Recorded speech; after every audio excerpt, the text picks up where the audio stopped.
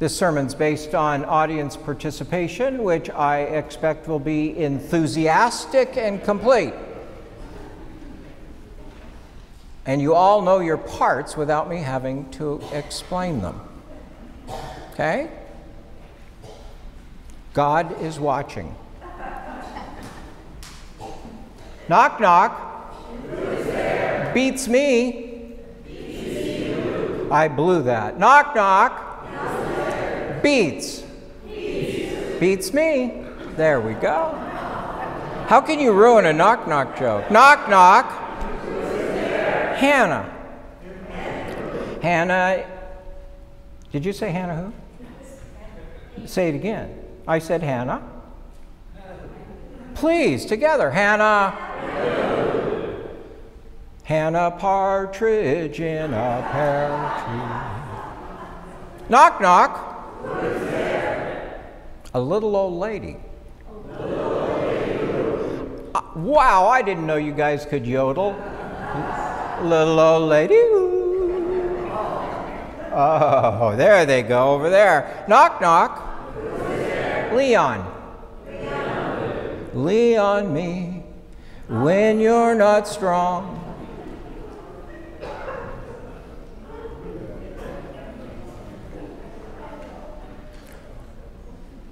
Knock, knock. Hatch. Gesundheit, yes. Let's do that one again since she took my punchline away. Knock, knock. Hatch. God bless you. Knock, knock. Saul. Saul there is no more. Pretty stupid, right? I mean, knock-knock jokes are the worst. They're worse than dad jokes, I think. But you may or may not know, 100 years ago, they were all the craze. Did you know that? Knock-knock jokes were all the craze. Comedians picked them up, cartoonists picked them up, musicians picked them up. There was actually a song written for a swing band in which the people sang, "Knock, knock, who's there?" Google it if you want to laugh, you'll get that. So I say once again, you know, they're always, in my mind, they're always pretty dumb. But then things don't have to be smart or witty to catch on, do they? Things catch on and become a fad or become popular or go viral that oftentimes I don't understand, and many of them you have probably participated in or you know of. You know, when I was a kid, the most popular haircut you could get was putting a cereal bowl on your head and cutting around it because of the Beatles. Hula hoop. Seriously. A hula hoop. Why can't I think of these things and invent them? Silly putty, slinkies. How many people can you cram into a Volkswagen? Did any of you own go-go boots? Streaking? Confess now, were you a streaker? We had one at our high school, and as I recall, the music director tripped him as he went across the stage. The fun ceased at that moment, and embarrassment set in. Pet rocks, beanie babies, selfies, and last I would mention tattoos.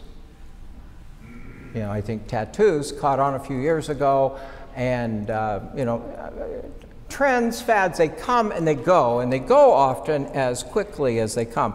And there are so many, and when one fades, another just seems to rise up and take its place. And I wonder to myself, you know, and it's exacerbated certainly with the speed of technology. You know, these things come and go just flash bang. And I ask myself, and I wonder, why is it that we become so caught up and, you know, that these things can take us so quickly? Everything from apparel to automobiles to this, that, or another kind of gadget. Sea monkeys. Do you remember sea monkeys? Raise your hand if you remember sea monkeys. Wow, I'm feeling better. I'm not the only one. I remember reading them at the back of cartoon books. Sea monkeys. And my parents said, why would you want to waste your money on that? And they finally caved. Sea monkeys. Well, I don't know, fads are probably more popular now than in Jesus' time. But here we find in the Gospel of Luke, Jesus kind of doing something like that. We have a knock knock. Ask and you will receive, seek and you will find, and knock knock. Knock knock. Well, I don't think Jesus was doing it like we would do a joke. I don't think it intended to be a joke, but let's not forget Jesus did have a sense of humor. Many of the things he said were tongue-in-cheek. I mean, you know, when they asked about heaven, he said, well, it's easier for a camel to go through the eye of a needle. Well, there's a little sarcasm, or, you know, there's something there. It's meant to be funny, and scholars have tried to take it literally and say, well, there's a gate in Jerusalem and camels had to kneel to go through it, all these other things, but I don't think it's that. I think just like many of the other stories Jesus told, the punchline or the point, you can't miss it. It's so far apart, you have to get it. It doesn't require explanation. So I don't think he says this knock as a joke or to be funny. But that doesn't mean he didn't have a sense of humor. That's my point. The difference between what I suspect was his sense of humor and his way of getting a point across was that he knew when to be funny and when not. He knew what was worth using that form of speech and when it wasn't. And today I don't think we know, there is no boundary, there is no line. We pretty much make fun and try to get a yuck out of people for anything and everything. You know, comedians do this all the time. Politicians will do it. And I would say in some cases, you know, it's a way of diverting the conversation or changing the subject. You know, if you're in a conversation with one, it's very easy to say, hey, did you hear the one? I just heard the one about... And if you're smart and you know your audience, you've already clued into what you can say that might put down their guard because they laugh, and you know what kind of things they laugh at, and you share it. But unfortunately, a lot of times those things are jokes that aren't really funny because they target people in their weakest categories or states or background, and they demean and they devalue. They demean and they devalue. And we just use them. We don't think of how they happened or where they came from. You know, you will see cartoons and caricatures, and you will hear people make little snide remarks, not specific jokes, but things they kind of yuck in subtle ways in the back of their mind. African Americans and watermelons. But do you know where that came from? How that tie occurred and that stereotype happened? It occurred because in the Jim Crow days, watermelons were one of the few crops that freed slaves could grow and sell for their own benefit, because everything else had to run through someone else, a different kind of slavery that kept them down. But watermelons were something they could sell and did sell. And it just so happened that a photographer from Life magazine took a picture of a black man on the back of a truck loaded with watermelons, and there you have it. Fried chicken.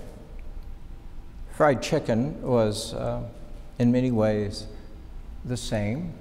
They could sell it on roads to people going by, and all of a sudden, this one stuck.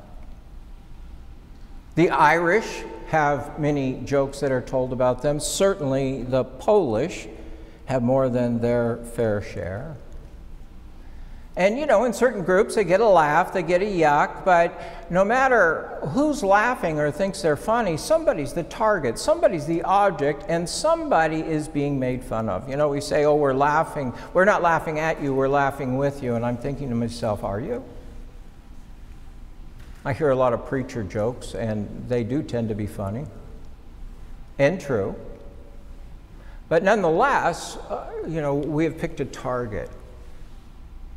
And a target is certain people, certain groups, they become soft targets for us among peers similar to us. This is why when Jesus told the story of the Good Samaritan, the crowd around him had to believe that the Samaritan who helped the man who'd been beaten up was going to be the butt of the joke. Because Samaritans always were. Jews and Samaritans did not get along, and so there was nothing good to say about them. There's nothing good to say about Samaritans. They were a mixed race. They worshiped in the wrong way, at the wrong place. They just aren't welcome. You don't touch them, you don't go near to them, and yet Jesus kind of takes that same thing because they're expecting one thing and he gives them another, and their guard is down so that he really hits the point. The Samaritan is not the butt of the story. The Samaritan is the hero of the story, which turns everything on its head. It confronts the social inequities that are aimed at keeping other people in their place. Other people in their place. Distinctions that divide and separate, and they do it in what we make a more palatable form and in subtle ways. Oh, we say, you know, I was just joking, right? Were you? Or the other one is, yeah, you're just being too sensitive. Am I? You know, all the stories you look at, Jesus was never about putting people down. Never. Sometimes he put the Pharisees in their place, but he did it to their face indirectly. He didn't do it indirectly in backhanded fashion. He was not about putting people down, but raising them up. People who had been exorcised and removed from the community, they could not share in the mainstream because of this, that, or the other thing. And this, that, or the other thing were all humanly contrived points of separation. Remember the madman? He heals the madman who's living in the cemetery. He casts the demons into the pigs and they go off the cliff. He heals the man who's been living in the cemetery. He obviously, it says he's possessed. He's obviously out of his mind. But the fact that he's living in the cemetery says he's already dead to the world. He's already dead. And what's the first thing Jesus does? The man says, well, I would follow you. And Jesus says, no, go back to your community. Go back and re-enter that place and show them that you're a human too. You're a human too. Seek and you will find. Ask, it will be given. Knock, and the door will be opened. And that door that opens is one we always want but are afraid to step through. Because that door that leads to a different vision of the world, that door that leads us to a higher plane of human existence, that door that is the realm portrayed as heaven. You know, in the 60th chapter of Isaiah, Isaiah says, the Jerusalem we seek, and the Jerusalem we seek to build is a city on a hill where the lights never go out and no one has to lock their doors. We have no need of police or army because everyone just lives together. And it takes a lot of courage to step through that door that leads to that vision and that place. I mean, think about it. Think about how many times in a worship service we pray about or think about that vision.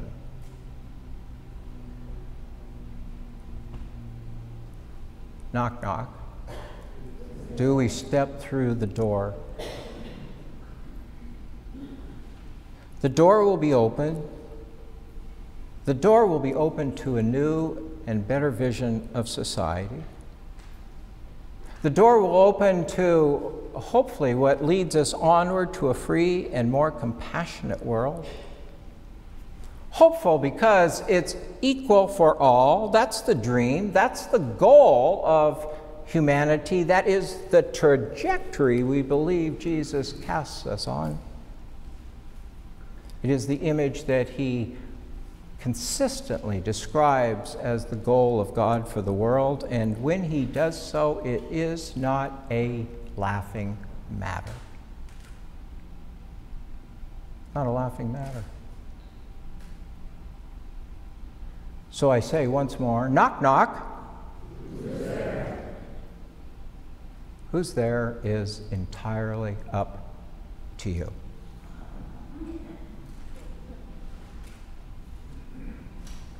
Amen.